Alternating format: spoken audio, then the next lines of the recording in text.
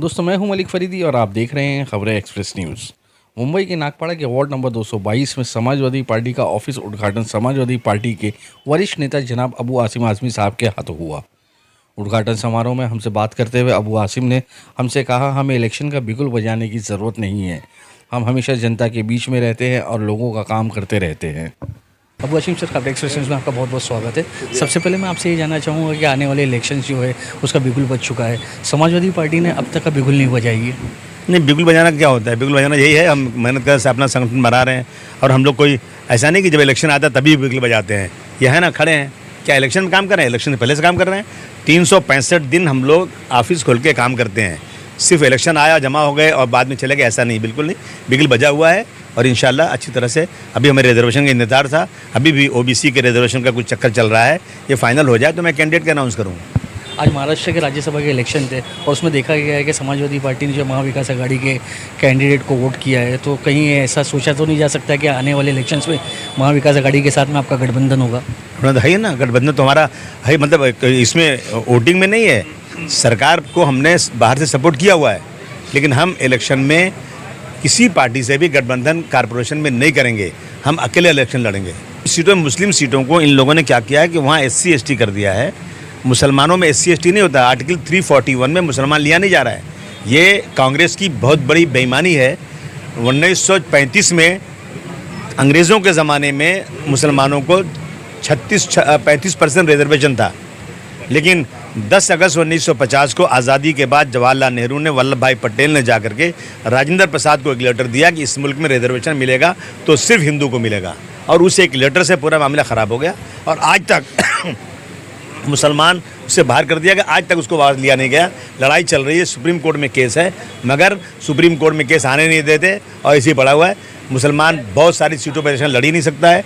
जहाँ SC ST होगा वहाँ मुसलमान लड़ ही नहीं सकता, उसको अलाउ नहीं। इसलिए हमें बहुत बड़ी तकलीफ है इस बात की। आने वाले इलेक्शंस को लेकर क्या रणनीति है समाजवादी पार्टी की? रणनीति है, कोशिश कर रहे हैं, ये रणनीति आप लोगों से मिल रहे हैं, बात कर रहे हैं, भाई सब लोग सपोर्ट करिए। हमने जो काम किए हैं पिछले दिनों उस लोगों को दिखाएंगे, बताएंगे। इस उद्घाटन समारोह में दक्षिण मुंबई अध्यक्ष सोहेल खान ने वार्ड हदबंदी और आने वाले BMC इलेक्शन के बारे में हमसे बात की और कहा कि अगर इस बार समाजवादी पार्टी इलेक्शन जीत जाएगी तो आप देखना, हम मुंबा देवी का पूरा नक्शा बदल देंगे। हाँ, एक्चुअली हम लोग ने जब वो किया तो लाइक 4 अपना सीट जो है वो लेडीज़ है और एक जनरल सीट है और एक SC सीट है। लेकिन सी हम लोग समाजवादी पार्टी है, हम लोग तो ये पता था कि मैंने ये ऐसा होगा एंड हम लोग वी वर प्रिपेयर्ड कि दिस वाज कमिंग। तो हम लोग की हमारी महिला की टीम है, जो हमारे जनाब अबू आसिम आज़मी साहब ने, हमारे रईस शेख साहब ने इतना ज़बरदस्त तैयार किया है कि हम लोग के पास अभी से जैसा कि मालूम पड़ा कि एक एक वार्ड में we have more than 5 to 6 females applying as a candidate.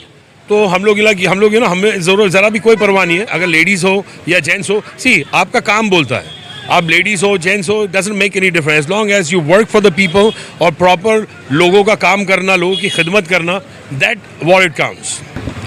देखिए, मैं तो चाहता हूँ we need a change in Mumba Devi, और समाजवादी पार्टी पूरी ताकत से उभर के आई है। और मैं तो समझता, लोगों ने देखा कि जो रूलिंग पार्टी के MLAs है, काउंसलर है, आज उन्होंने 15 साल में क्या किया, दे डिड नथिंग। मैं हमेशा मेरी हर पीस में बोलता हूँ कि Mumba Devi is going down the drains. और आप देख लो, इलीगल कंस्ट्रक्शंस, गटरें बह रही है, और इलीगल कंस्ट्रक्शन ऐसा कि लोगों की पार्किंग्स खा गई है। रास्ते पे जब हम छोटे थे तो आराम से अब कार्स जाती थी, आज ऐसा हो गया कि बाइक्स को जाना आना इतना प्रॉब्लम हो गया। तो मुंबा देवी, और मैं ये दावे के साथ कहता हूँ, हमने मेरे अध्यक्ष के साथ अपना और रईस शेख साहब का हम लोग ने एक गेम प्लान बनाया कि मुंबा देवी अगर लोग हमें लाएंगे, हम मुंबा देवी का फेस बदल देंगे। जैसा कि 220 में हमारे जनाब रईस शेख ने पूरा नागपाड़े का फेस बदला है, वैसा समाजवादी पार्टी ये वादा करती है और ये चैलेंज करती है कि अगर हमें मौका दिया गया तो हम लोग मुंबा देवी का फेस चेंज कर देंगे। हम लोग समाजवादी पार्टी, हमारे पास SC कैंडिडेट भी रेडी है और हमारी फुल फोर्स से हम लोग कम से कम हम 4 से 5 सीट पे फुल मेहनत करेंगे, जहाँ के हम लोग को है कि we can win at least 4 to 5 seats only in Mumba Devi. उद्घाटन समारोह में समाजवादी पार्टी के Mumbai general secretary advocate Nadeem Siddiqui ने हमें बताया कि हमने ये ऑफिस लोगों की खिदमत के लिए शुरू किया है और हम अपना मिशन मेरा डॉक्यूमेंट्स मेरी पहचान को यहाँ से और आगे बढ़ाएंगे।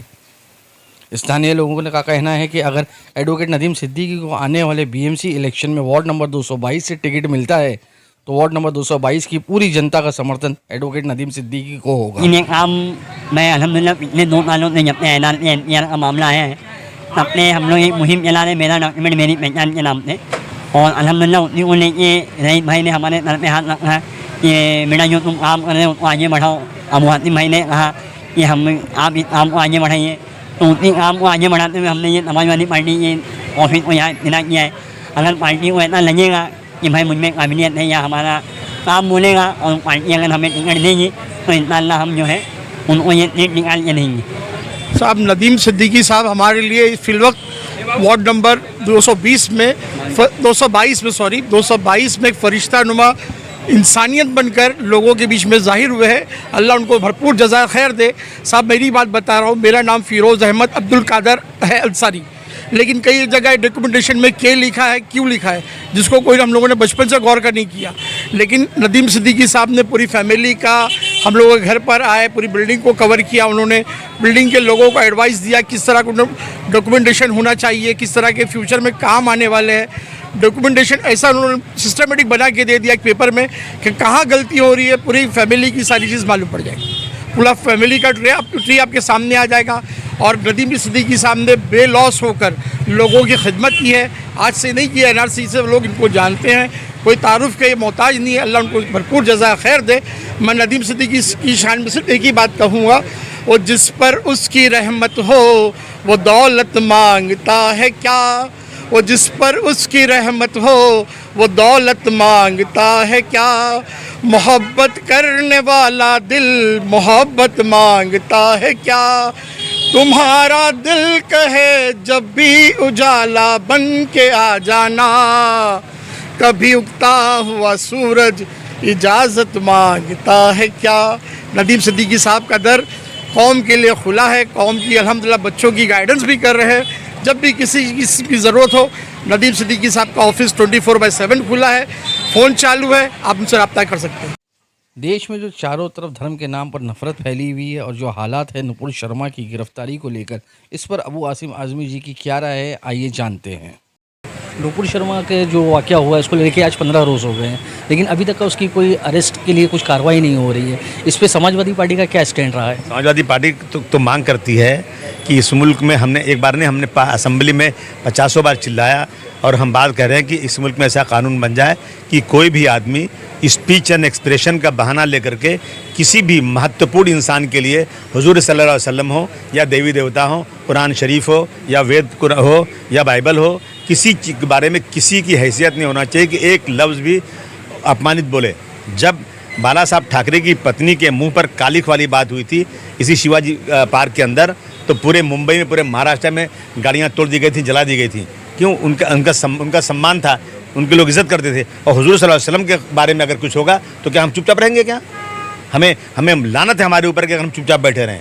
और हम सरकार से मांग करना चाहते हैं कि जल्द से जल्द उसको जेल भेजो, नहीं तो फिर तैयार रहो। जो रिएक्शन आ रहा है हुजूर सल्लल्लाहु अलैहि वसल्लम सिर्फ हिंदुस्तानी मुसलमानों के नहीं है, पूरी दुनिया के मुसलमानों की वो हैं, बहुत रहनुमा हैं, और उनके लिए कोई भी आदमी किसी हद तक जा सकता है। ये नौबत ना आने पाए, मुल्क में शांति रहे, इसलिए तुरंत इन दोनों को जिन्होंने जिन लोगों ने ऐसी बातें की उनको जेल भेजिए और कानून बनाइए कि दोबारा कोई बोलने की हिम्मत ना करने पाए। बीजेपी का जो देखा गया है कि एक अलग ही राजनीति खेल रही है। जहाँ नुपुर शर्मा को अरेस्ट करने की मांग की जा रही है, वहीं पे बीजेपी उनको सिक्योरिटी प्रोवाइड कर रही है। नहीं, वो तो उनकी वजह से हो रहा है ना। वो तो ऐसा है ना कि वो ऐसी चीज़ें करके हमारे लोगों को सड़कों पर उतारना चाहते हैं, फिर सबको जेल भेज देना चाहते हैं। कानपुर में यही हुआ। अब कानपुर में 400-500 लड़कों का नाम है उसके अंदर, वो बच्चे जाएंगे, सबसे गंभीर धाराएं लग रही हैं उनके ऊपर, वो जेल में पड़े रहेंगे बेचारे, कोई पूछने वाला नहीं मिलेगा, कोर्ट से जमानत उनको नहीं होगी। इसी तरह से हो रहा है और देश की बर्बादी है इस तरह से। मतलब ये नौबत ना आने पाए, और वो चाहती है कि ऐसी चीज़ें लाएँ। एक मुख्यमंत्री किसी फिल्म का प्रमोशन नहीं करता। एक प्रधानमंत्री, हमारे प्रधानमंत्री एक जो है कश्मीर फाइल, जिसमें नफ़रत के अलावा कुछ नहीं है और झूठ के अलावा कुछ नहीं है, उस फाइल को प्रमोशन कर रहे हैं कि लोग देखिए। देखने के बाद क्या हो रहा है? थिएटर में आदमी चिल्लाना शुरू करता है, तलवार लेकर मारना शुरू करता है। आपका काम है कि maintain, law and order maintain करना। आपकी सरकार होने के बाद आप जो है पंडितों को सपोर्ट नहीं कर रहे हो, उनको संभाल नहीं रहे हो, और बल्कि आप पंडितों के साथ जाति करके ये दिखाना चाहते हो मुसलमानों को कि ये इस देश के अंदर लोगों को कि मुसलमान ये कर रहा है। हालांकि आप कर रहे हो, जाति आप कर रहे हो, सरकार आपकी है, कैसे पंडितों के साथ जाति हो सकती है? तो ये नफरत का बाजार गर्म करके ऐसी चीज़ें कर रहे हैं। आज हेटेड स्पीच को लेकर 32 मुसलमानों को अरेस्ट किया गया, उनके ऊपर कार्रवाई हो रही है, लेकिन दूसरी तरफ नुपुर शर्मा जैसी औरत के ऊपर कोई कार्रवाई नहीं हो रही है। क्या बताएं आपको, ये मतलब अफसोस की बात है, कुछ नहीं। मोदी के बारे में कोई बात कर लेता है तो उसको जेल हो जाती है, और इस्लाम के बारे में, मुसलमानों के बारे में होता है तो उसको सिक्योरिटी दी जाती है और तारीफ़ की जाती है। इस मुल्क में ये हो रहा है, अफसोस की बात है। महाराष्ट्र में भी अब नाम बदलने की प्रथा शुरू हो चुकी है। औरंगाबाद का नाम बदल के संभाजी नगर किया जा रहा है। इस पर अबू आसिम आज़मी साहब ने क्या कहा, आइए सुनते हैं। महाराष्ट्र में भी देखा गया कि जो नाम बदलने की प्रथा जो है वो शुरू हो गई है। औरंगाबाद का नाम बदली किया जा रहा है, इस पर आपका क्या कहना है? ऐसा है ना कि इन लोगों को जैसे शेर को खून लग गया ना, उसको लगता है कि हम ये काम करेंगे, मुसलमानों के ख़िलाफ़ करेंगे तो हम इस मुल्क में जीत कर आएंगे। मोदी जब से आए हैं ना, उन्होंने यही काम कर रहे हैं। सारी पार्टियां इस पे सोचने लग गई हैं कि मुसलमानों को साइड कर दो और हिंदुओं की बात करो। मुसलमान की बात जो करेगा उसको वोट नहीं मिलेगा। हमारा इस मुल्क का 85% 80% जो लोग हैं ना, किसी मुस्लिम के बारे में आपने बात किया, मुसलमानों के इश्यूज़ पे लाए, किसी शक्ल सूरत से दिखने वाले मुसलमान को स्टेज पे खड़ा कर दिया तो उनको ये डर लगता है कि हिंदू हमसे भाग जाएगा, हमें वोट नहीं मिलेगा। ये इस मुल्क में शुरू किया, जो बहुत गलत चीज़ है। ये हो रहा है इस मुल्क के अंदर। और समाजवादी पार्टी ईमानदारी से काम कर रही है, हम करेंगे काम इंशाल्लाह। इस उद्घाटन समारोह में समाजवादी पार्टी दक्षिण मुंबई महिला विंग की सचिव एडवोकेट शगुफ्ता शेख से हमने जनता के मामले पर कुछ ज़रूरी सवालात पूछे। आइए सुनते हैं उनका क्या जवाब है। शगुफ्ता जी, सबसे पहले मैं जानना चाहूँगा कि जो आने वाले इलेक्शंस है उसमें जो मुंबा देवी की खासतौर पे जो सीट है दक्षिण मुंबई में, वहाँ पे जो है 5 सीट जो है महिला सीट्स डिक्लेयर की गई है और एक एसटी सीट डिक्लेयर की गई है। तो महिलाएं कितनी तैयार हैं इन सीट्स को लेके, और महिलाएं क्या काम कर रही हैं? सर, हमारी महिलाएं दिन रात मेहनत कर रही है and they are also working on the documentation part. जो NIC का ये नया निकला हुआ है उसकी वजह से बहुत लोगों को तकलीफ़ है, और काफ़ी लोग ऐसे भी है जिसकी कोई आइडेंटिटी नहीं है, जिसके डॉक्यूमेंट्स नहीं है, और जो ये लॉ के हिसाब से तो बहुत सी डिफ़िकल्टीज़ आ सकती है फ्यूचर में लोगों को। और आज से 10 या 15 साल के बाद every document will be required. Now the sir account number is been attach to the Aadhaar card से वो अकाउंट नंबर अटैच कर रहे हैं और बहुत सारे लिंक्स कर रहे हैं, जिसमें पासपोर्ट के लिए भी लोगों को हेल्पफुल होगा। और ये डॉक्यूमेंटेशन की जागरूकता 99% जो है वो हमारे जो अनएजुकेटेड लोग हैं वो लोग डॉक्यूमेंटेशन के लिए अवेयर भी नहीं है, ना वो चाहते हैं कि कुछ डॉक्यूमेंटेशन बनाना। तो उस चीज़ पे हमारी ये महिलाएं मेहनत कर रही है। और जैसे कि ये नदीम सिद्दीकी साहब है, इन्होंने जो प्रोग्राम रखा है, हम मेरी डॉक्यूमेंट मेरी पहचान, इस हिसाब से सर वो जो हम कोई भी कौम के लोग हो वो सब जो डॉक्यूमेंट्स पे अपना ध्यान देंगे तो एक वजूद बनेगा और लोगों का कि वो कितने साल से यहाँ है, एक डॉक्यूमेंटेशन एक रिकॉर्ड बनेगा, जो रिकॉर्ड हमारे पॉपुलेशन से लेके हर चीज़ की गिनती करने के लिए वो चीज़ काम आएगी। आज देखा गया कि पूरे देश में नुपुर शर्मा के बयान के बाद में एक नफरत फैल रही है और नुपुर शर्मा को लेके हर जगह आंदोलन हो रहे हैं, उसके अरेस्ट की मांग हो रही है। तो आप लोगों ने क्या स्टैंड लिया? सर, ये जो स्टेटमेंट है ये तो बिल्कुल गलत है, बिकॉज़ कोई भी कौम के लोग किसी भी कौम के ऊपर कोई गलत चीज़ नहीं बोल सकते। ये सेंटिमेंट्स हर्ट होती है, चाहे वो मुस्लिम हो या हिंदू हो। किसी भी कौम को किसी दूसरे कौम की इज़्ज़त करना चाहिए, बेशक उनकी रिस्पेक्ट करना चाहिए। एक दूसरे को इंसानियत के नज़र से देखिए। आप हिंदू मुस्लिम के हिसाब से मत देखिए, आपका भी खून लाल है, हमारा भी खून लाल है। जो ये नफ़रत फैलाने वाले लोग हैं इनके अगेंस्ट हम रहे और हम अपनी इंसानियत बनाए रहे। एक जो सर फॉर एग्जाम्पल एक चिड़िया भी जो होती है तो उसके अंदर भी अगर जान है, और एक प्लांट भी है उसके अंदर भी अगर जान है, तो हमारा फ़र्ज़ है कि उसकी भी इज़्ज़त करना। तो भी हम तो इंसान हैं, तो मीन्स एक दूसरे की इंसानियत सबसे बड़ी चीज़ है। सबसे बड़ा कानून और सबसे बड़ी चीज़ हर इस्लाम में, हर मज़हब में, गीता में, हर जगह यही है कि इंसानियत सबसे बड़ी चीज़ है। कोई इंसान दूसरे इंसान का फीलिंग से खेल भी नहीं सकता है और ना उसके बारे में कुछ गलत बोल सकता है। ये राइट बिल्कुल नहीं। आपको राइट एंड स्पीच है, दैट इज़ अ लॉ, लेकिन राइट टू स्पीच इसलिए है कॉन्स्टिट्यूशनल राइट्स में, जो बेसिक आप अपना फ्रीडम ऑफ स्पीच आप रख सकते हैं, लेकिन not in the terms in hurting someone else. So basically ये हमारी कौम के ऊपर और इनफैक्ट ये पूरे वर्ल्ड में भी ये गलत मैसेज जा रहा है हमारी इंडिया की तरफ से।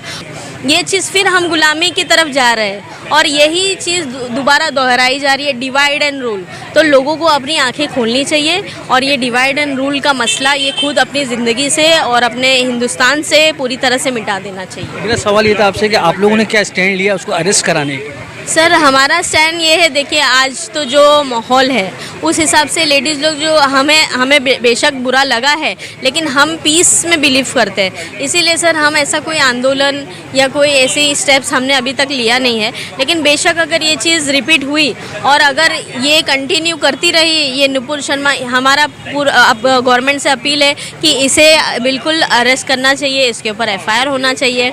और सर हमें उनसे ये उम्मीद है कि अगर वो माफ़ी मांगती है हमारी कौम से, हमारा जो उन्होंने दिल दुखाया, तो हमारा दिल इतना बड़ा है कि हम ज़रूर उनको माफ़ करेंगे। ये हमारे इस्लाम में है। जैसे भी आपने कहा कि आप आंदोलन नहीं करना चाहते, पीसफुल प्रोटेस्ट करना चाहते हैं, तो कहीं ना कहीं आपने किसी FIR कराया है आपने इस चीज़ को लेकर? सर FIR तो फ़िलहाल हम महिलाओं ने नहीं करा है। जो समाजवादी के जो मेल मेंबर्स हैं वो सब कोशिश कर रहे हैं, उनके तरफ से आंदोलन सब जारी है। और जो महिलाओं का जो प्रोटेस्ट है वो डेफिनेटली हम लोग इंटरनल हमारा डिस्कशन वगैरह सब चल रहा है। लेकिन हम नुपुर शर्मा से उम्मीद कर रहे हैं कि वो कहीं ना कहीं वो माफ़ी मांग ले और ये चीज़ का गिल्टी मतलब अपोलॉजी दे दे, तो डेफिनेटली हमारी कौम में इतनी ही इंसानियत है कि वो उसे माफ़ कर दे। महिलाओं का जो सबसे बड़ा मसला देखा गया है कि किचन, आज महंगाई इतनी बढ़ गई है, गैस के सिलेंडर्स के भाव इतने बढ़ गए, महिलाएं ज़्यादातर परेशान वो चीज़ को लेके रहती है। तो आप लोगों ने उस महंगाई के खिलाफ क्या करने का सोचा, क्या स्टैंड लिया? सर ये हमारी पार्टी जब यहाँ से हम लोग पूरी मेहनत करें कि यहाँ अगर पावर में आ जाती है तो हम लोग ज़रूर वो चीज़ के लिए स्टैंड लेंगे। सबसे पहला तो हमारा गैस सिलेंडर जो महिला को रेगुलरली लगता है, गैस सिलेंडर हो गया, जो राशन की चीज़ें हो गई।